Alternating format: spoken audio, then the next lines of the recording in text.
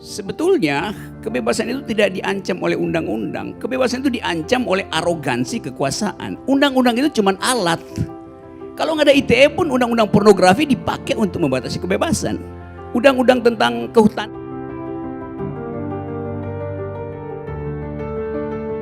kan bisa dipakai untuk mengancam kebebasan itu. Jadi itu poinnya tuh. Kalau pemerintahnya berakal, tidak dungu, bahkan dia tidak akan pakai undang-undang apapun. Karena dia mengerti ada beda antara kebebasan dan liberty. Nah itu yang saya mau terangkan sekarang tuh. Sebelum saya masuk ke situ, keterangan dulu buat saudara Kapitra. Kebebasan dan kewajiban itu tidak korelatif pada diri orang. Nah predikat itu yang Anda nggak mengerti itu. Kalau saya punya kebebasan, saya tidak punya kewajiban untuk membatalkan kebebasan itu. Akibatnya resultantenya nol. Saya punya kebebasan, tapi saya wajib untuk tidak mengucapkan kebebasan itu. Nggak ada gunanya pengertian kebebasan itu. Nangkap nggak poin itu? Lanjutkan, nanti saya balas. Oke, artinya. Saya jawab. Kenapa begitu? Karena kebebasan artinya fakultas di dalam diri saya untuk memutuskan itu. Itu dalilnya tuh. Jadi kalau saya memilih untuk memutuskan menghina orang dan memilih memutuskan memuji orang, dua-duanya adalah keputusan saya. Itu artinya saya bebas memutuskan. Kalau dibilang Anda tidak boleh menghina orang, maka saya hanya diwajibkan untuk memuji orang. Artinya saya nggak punya kebebasan. That's the philosophy itu. Jadi kalau Anda nggak paham soal begituan, ngoceh panjang lebar pun akhirnya Anda terjebak pada putaran-putaran retorika aja tuh. Nah kalau saya punya kebebasan, itu namanya saya manusia. Beda dengan benda gitu. Jadi speaker. Saudara Fajrul Rahman dia nggak punya kebebasan. Karena dia mengikatkan diri pada istana. Maka dia cuma boleh menjadi juru bicara. Dia nggak boleh, di luar yang dia pikirkan nggak boleh. Kecuali dia berhenti itu. Itu akibatnya.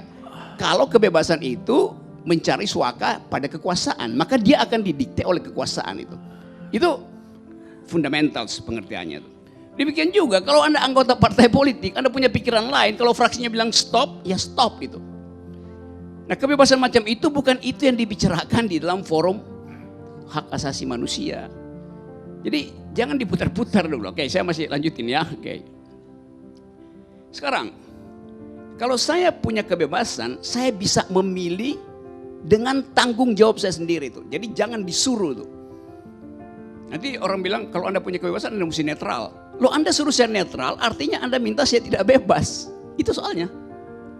Jadi cobalah ini forum semacam ini sekaligus saya kasih kuliah gitu deh.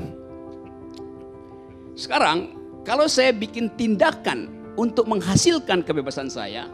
Sekarang ya act.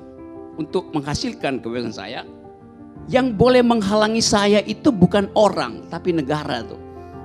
Di situ masuk konsep liberty. Jadi kebebasan itu adalah kondisi internal saya sebagai manusia, as such gitu, ansih. Liberty itu adalah kesepakatan di dalam komunitas. Kalau saya berhubungan dengan orang, bekerja di situ liberty, yang diaktifkan oleh hukum-hukum negara. Karena tindakan saya bisa merugikan orang lain. Karena itu negara mesti batasi saya. Itu yang namanya persetujuan sosial. Jadi kebebasan gak bisa dibatasi. Begitu Anda batasi kebebasan, Anda bikin orang itu jadi benda gitu. Itu logika dasar itu mesti dipegang dulu. Supaya nanti kita bikin ada kebebasan dan kebebasan tanda petik. Yang kita sebut liberty. Bahasa Indonesia gak punya konsep itu. Itu kelemahan bahasa kita. Inggris punya freedom dan liberty gitu. Freedom itu adalah kondisi internal manusia tuh. Boleh dicabut gitu? Nggak bisa dicabut. Begitu Anda cabut, Anda jadi benda. Thing in itself gitu. Bukan thing for itself gitu. Das Ding an sich. Berhenti Anda bukan sebagai makhluk gitu. Begitu kebebasan dicabut. Jadi kalau siapa tadi yang ngomong wah itu tidak absolut. Absolut, kebebasan itu absolut. Kalau Anda bilang tidak absolut, Anda menurunkan diri Anda jadi benda gitu. Bukan jadi monyet, monyet masih punya kebebasan. Jadi batu itu. Karena menggeletak begitu aja tuh. Jadi status ontologi itu yang mesti dipahami. Kalau mau berdebat, mesti kuat konsepnya gitu. Satu tuh. Apa lagi ya? coba ingatin. Satu-satu. Sekarang udah dapat ya poin? Udah hilang? Udah, kalau udah oke, udah. Saya cuma Referensinya mau udah ngajak, saya hilang. ngerti. Biar saya jawab nih. Belum. Nanti salah lagi jawabnya, saya terangin lagi nanti itu. Dia masih Nah, saya ingin membandingkan mana Oke, pemerintah yang dungu atau Rocky yang dungu. Coba, Enggak, coba, enggak, saya tunggu dengar dulu. dulu. Saya dia break. masih punya poin lain. Oh, ya. Nanti ada harus jawab lagi. Ayo. Oke, sekarang soal kritik pada presiden itu. Satu waktu saya bilang begini, presiden tidak paham Pancasila itu. Lalu saya dilaporkan ke polisi itu. Loh, itu keputusan saya untuk mendeskripsikan pengetahuan presiden itu. Kalau saya bilang presiden paham Pancasila, saya pasti dipuji. Padahal dua-duanya adalah deskripsi, bukan evaluasi. Kan ini soal pengetahuan. Saya bilang presiden tidak punya pengetahuan tentang Pancasila. Saya tidak menghina, saya menggambarkan itu sebagai pilihan saya berdasarkan kebebasan saya untuk menganalisa, maka saya ucapkan itu. Jadi mengapa kalau saya mengucapkan yang disebut negatif dilaporkan, kalau yang positif justru dipuji gitu. Padahal dua-duanya statusnya adalah ucapan. Bisa nanggap nggak, Kapitra dan teman-teman Anda? Gini, kan itu ajaib kan? Saya susah, Saya mohon, susah Pak menangkap Karni, gendung. saya mohon Ya hak karena, bicara. karena itu jadi susah. Saya mohon hak nangkap bicara karena juga. Tidak mohon hak bicara. Tidak, Iya, sebentar, tidak sebentar. dibiasakan untuk berpikir sistematis dan konseptual gitu. Cukup dulu. Oke, Bang Karni, sambung nanti ya. saya mau balas dulu Bang Karni. Ya ini semua orang mau jawab Anda. Oke, dulu. nanti saya jawab ulang. Bang Karni, karena dia banyak. Ya udah, tapi jangan panjang-panjang. Oke, saya ingin katakan begini. Rocky tidak mengerti apa yang namanya universitas hak. Sehingga dia lupa tentang kewajiban dia. Ketika orang bicara, menjadi kewajiban Anda mendengarnya. Ketika Anda Lain lagi, ini Loh, ini saya mulai dari awal yang Anda katakan, ya. Nah, Anda bicara kebebasan, tapi Anda sebenarnya sedang mengeksplorasi kedunguan Anda sendiri, karena dengan keliaran-keliaran berpikir, dengan loncatan-loncatannya justru tidak sistematis. Anda ingin memaksakan orang masuk ke dalam pikiran Anda, dan orang ingin menjadi Anda. Itu yang tidak bebas sebenarnya. Itu yang menamai memonopoli kebenaran. Sementara ketika Anda punya hak, maka kita punya kewajiban menghargai pendapat Anda. Anda tidak dapat menghargai pendapat orang. Itulah Anda tidak mengenal universitas kebenaran. Ketika Anda Ya, cukup. kehilangan kebenaran, maka di depan mata Anda ini semua orang salah. Tidak ada kebenaran selain kebenaran absolut Anda. Anda menjadi Firaun sendiri, bahwa kebenaran menjadi milik Anda. Itu yang ingin saya katakan. Tidak ada universitas di dunia itu. Itu satu poin. Oke, Satu poin. saya tambah dulu ya. Saya Tunggu dulu. terangkan dulu ya. Saya juga bisa menerangkan lebih dari Anda. Oke, Ya. lanjutkan. Nah, bagaimana Anda Tapi nanti mungkin? kasih tahu saya kapan berhenti supaya saya bisa terangkan itu. Bukan saya terangkan, saya tunjukkan di mana Anda ingin kekacauan merampas pikiran Anda. kebebasan saya Enggak, sehingga enggak. Ambil. atau Anda menjadi pemerintah yang Tidak. harus saya melaporkan semua Saya aktivitas kasih saya. itu, nanti saya terangkan Oh, cara Anda Cara Anda menggunakan kata menerangkan, itu. belum tentu kedunguan itu bisa saya pahami. Karena cara kita berpikir berbeda. Dan itulah perbedaan, dan itulah kebebasan masing-masing orang berbeda dalam melihat. Oke, kehidupan. sekarang giliran Pak Jurul. Langsung sebenarnya saya hanya ingin membuat pernyataan saja.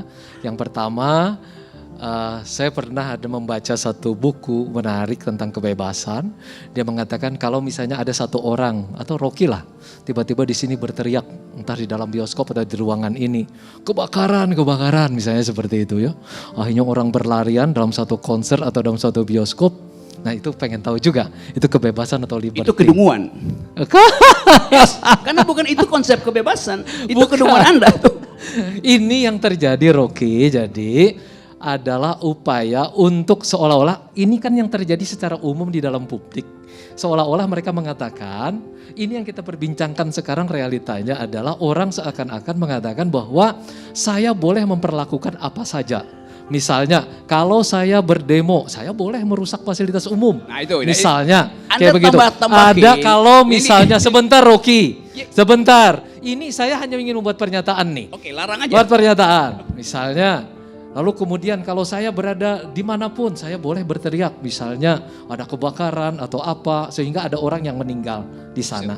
Nah itu pernyataan. Kemudian yang kedua, saya ingin membuat pernyataan yang kedua bahwa memang dengan kebebasan orang bisa mendapatkan kalau tidak ada kebebasan tidak ada tanggung jawab. Itu pasti.